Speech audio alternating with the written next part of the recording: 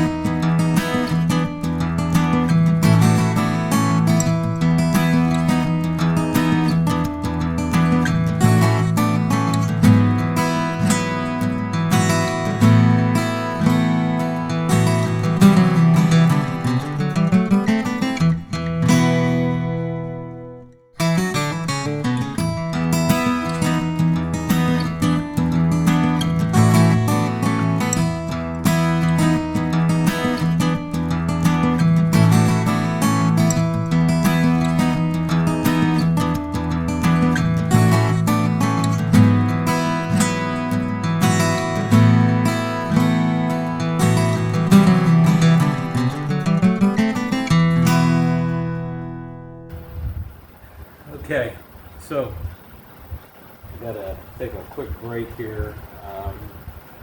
If there's one place that I think Wilwood could improve their product line, it's on their horseshoe clips that slide over the brake brake hose end where it attaches to the frame. They've got these thin, flimsy units that they're hard to get on. They pop off so easily. This one popped off over here. The one on the passenger side is a combination of it being a problem and then also the frame rail has been tweaked by someone. Let me pause and I'll be back. Okay, so I was able to get the clip back on, and I looked around trying to find, I thought for sure I had a couple of replacement OEM style clips, and then it hit me that I had used them on my Wilwood brake lines on my Alter. So I'm hoping that that clip will stay in place. I can see it right through here.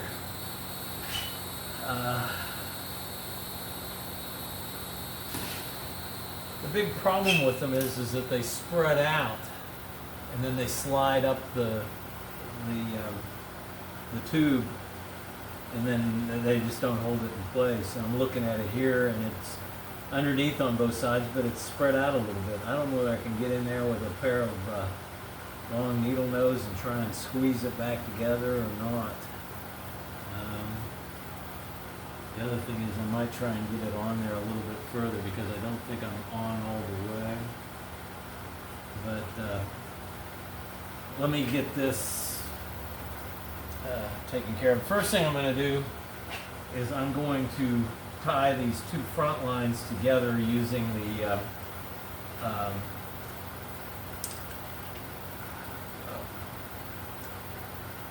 spark plug wire trick, where you take two zip ties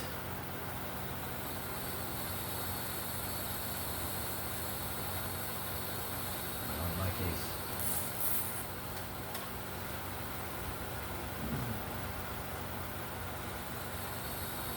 And use one to separate the two plug wires, in this case the two brake lines.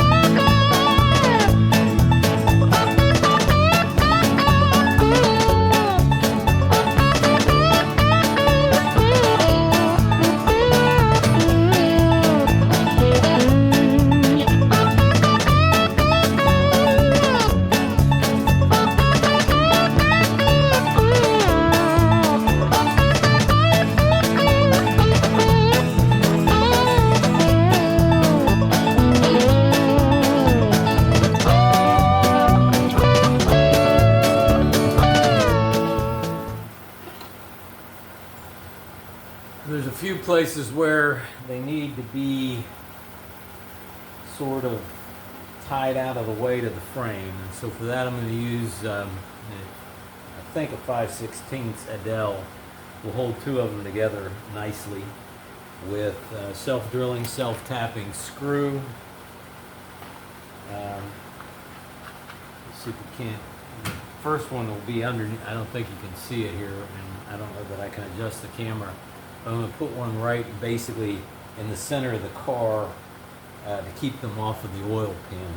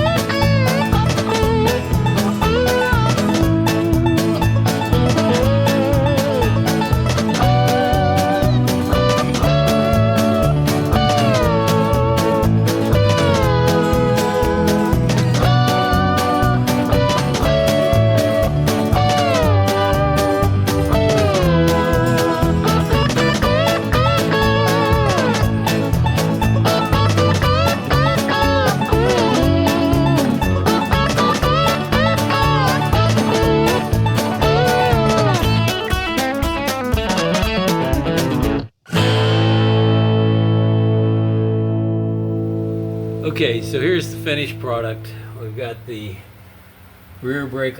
These aren't fully tightened yet, but I've got them in there so that they fit. And of course I'll have to put the master cylinder on. Fortunately, the lines from the master cylinder to the proportioning valve and the pressure differential valve are preformed from Wilwood, and they usually fit fairly good. So unless of course he decides he wants to put a line lock on it, I'll have to talk to him about that. Anyway, so I've got them dropped down as best I could behind or to the left of the power steering box. I've got the two front lines tied together so that they're complementing each other on being fairly well,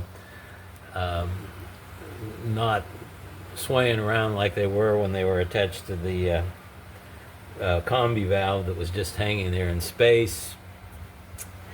Of course, got the I got that clip back on, and I don't know whether you can see right there or not, but it has actually spread wider, and I tried to get in there with some needle nose to get it tightened up. Here in a second I'll show you what I'm talking about on the altered. I've